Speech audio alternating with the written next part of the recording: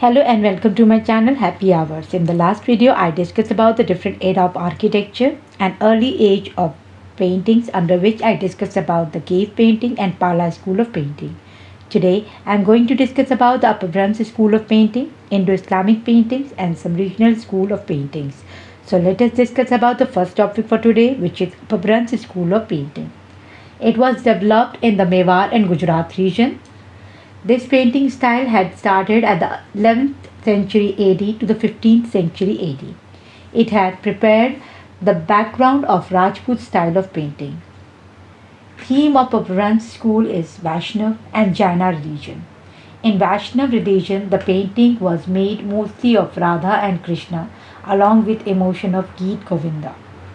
In Jaina, Kalkacharya Katha and Kalpasutra was the theme for painting.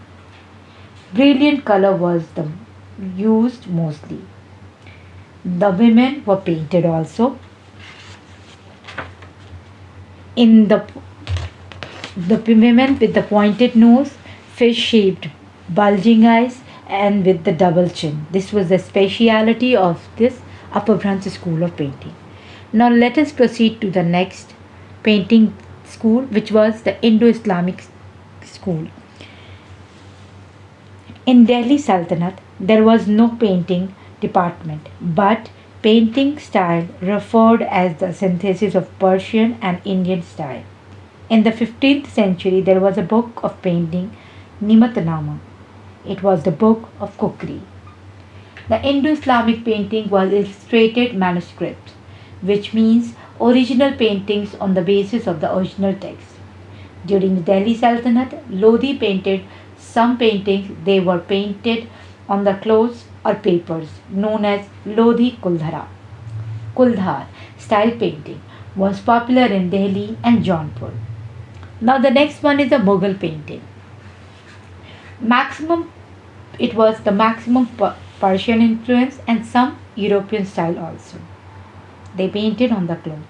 The small piece of cloth was used for painting, mostly of the size 25 square inch. Therefore, it was known as miniature. The focus of Mughal painting was royal lifestyle, glorification of ruler, Mughal court culture, nature, hunting scenes. In traditional Islamic description, the painting of human and animal was not permitted, but Mughals changed this description of painting and followed the Persian style. Parallel to the Mughal painting, only one dominant school of painting was, and that was Rajput painting. Under the Mughal painting, there were first the Babur comes. In his court, a painter named Behzad was also named as Raphael of eastern part of world. He appointed Behzad as a court painter, and he was also known as Raphael of East. In 1550, Behzad painted Khandan-e Taimuriya, which was influenced by the Mongol tradition. Therefore, Mongol tradition of painting, which represented a tent in the battlefield. This is the largest painting found, which belongs to the Mughal school of painting. This painting is on the cloth 1.15 meter each, also known as Prince of House of Taimur. Next comes the Humayun. During the days of his exile in Iran, he came in contact with two painters of Behzad school. He brought these two painters after the Battle of Sirhind. They were Mir Sayyid Ali and Abd ud Samad. After the death of Humayun, Akbar led the foundation of new department of paintings known as Tasveer Khana. This department was led by Mir Sayyid Ali. Now let us discuss about Akbar. During the time of Akbar, a book of painting was prepared which was known as illustrated manuscript. Like the first one was Hamza Nama. This is the story of Hamza, uncle of Prophet Muhammad. This story was based on the childhood memory of Akbar. Next one was the Tuti Nama, Tales of a Parrot. It is a Persian story which was divided in 52 parts, means there were total 52 stories. Both Mir Sayyid and Mir Sayyid Ali and Abd ul Samad prepared 250 paintings describing all the parts of story. It was completed in 5 years. Next one was the Razmanama, story of Mahabharata. It was incomplete manuscript. Some other paintings of Akbar's time were Gulistan, Darabnama, Khamsa of Nizami, Bahristan, etc. Gulistan is the poetry sung by Sadi Sirazi. Is described in a painting in Fatehpur Sikri. It is a masterpiece. It's nature's painting. In Aine Akbari of Abul Fazl, it is mentioned that there were many painters belonging to Hindu caste, mostly of lower caste. They were permanently employed in the Mughal court, like Daswant, Pasavan, Keshu, etc. Next emperor was the Jahangir. It was Jahangir period was the golden period of Mughal painting.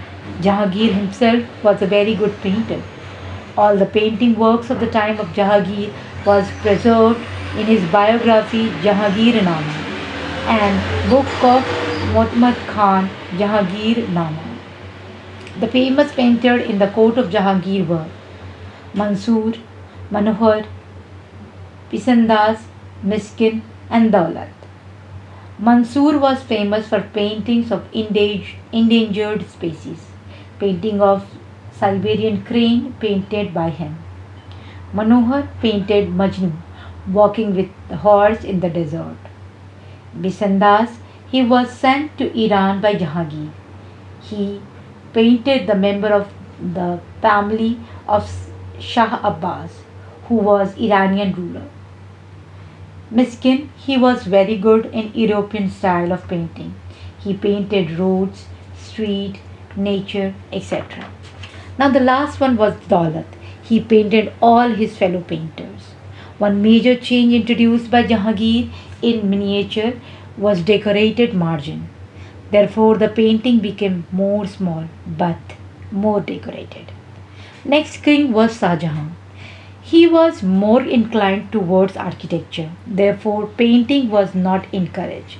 He introduced a new technique known as Shiahi Kalam, spray of gold and silver dust on the painting. All his paintings are present in Shah Jahan Nama, which was written by Abdul Hamid Lahori. Next and the last one was the Aurangzeb. He closed the painting department. All illustrated manuscripts were destroyed. He destroyed all the painting of Akbar's tomb. There is only one painting survived during the time of Aurangzeb, which was his own painting. He was playing the instrument veena. Now let us discuss about the difference between the Rajput and Mughal painting. Rajput painting dominantly and had mural painting. But Mughal, it was the miniature. After decline of Mughal Empire, many Mughal painters had migrated to patronage of Rajput. Therefore, Rajput also started making miniature. The Rajput painting was dedicated to the god and the religious theme. The paintings were based on the religious and cultural texts like Ramayana, Mahabharata, Geet Govind, and Kalkacharya Katha, etc. Hindu symbols like swastik, lotus, peacock, people, etc. were also painted. Whereas in Mughal, they gave importance to the portrait paintings, mostly the painting of rulers. That is, no religious or cultural texts were followed in the painting. The theme were animals, human, flora, etc. Now let us discuss about some of the regional school of painting. In this, there were two basic schools of painting. First was the southern India painting, and the next one was the northern India side. Now let us discuss about the southern India. There were two schools. One was the Tanjore School of Painting and the next one was the Mysore School of Painting. Tanjore School of Painting, it was developed during the 18th century when Maratha captured Tanjore. It is famous for the use of gold and other precious stones to decorate the paintings. Main theme of painting was painting of baby Krishna. Painting was made on gold plate decorated with gems, stones, and glass. This painting style reached to its zenith during the time of Maratha ruler Sarfarozi Maharaj. Now, these days, it has diverse subjects like painting of buildings, animals, and peacock. Now, let us discuss the last one is the Mysore School of Painting in the southern style. It was developed during the Wadiyar dynasty, particularly after the disintegration of Vijayanagar Empire. Krishna, Gopi, Murli, etc. were main theme of this painting. Famous painting of this school is flute playing Krishna, is among the very famous among the girls. In Mysore school, the background was prepared by the mixing of Arabian gum and zinc oxide. It was known as gesso paste. By this, I am concluding my video for today.